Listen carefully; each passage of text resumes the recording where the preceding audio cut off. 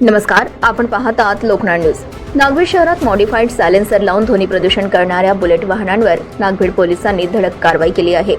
गेल्या काही दिवसांपासून मोठ्या आवाजाच्या सायलेन्सरमुळे नागरिक त्रस्त झाले होते।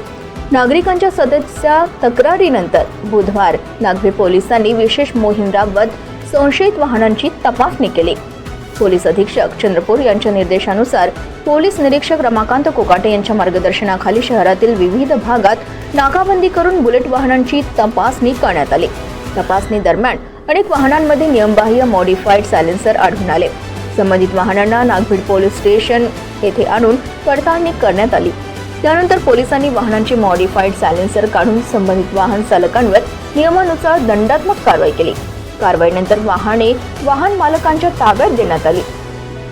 या विशेष मोहिमेत सहाय्यक पोलीस निरीक्षक वैरागडे, पोलीस उपनिरीक्षक अजिंक्य गोविंदलवार, वाहतूक अंमलदार कुणाल पतरंगे, रामेश्वर डोईफोडे, पोलीस अंमलदार विक्रम आत्राम, विलास बालंबार, दिलीप चौधरी, सहाय्यक फौजदार मांढरे आणि नरेश वाढई यांनी सहभाग घेतला।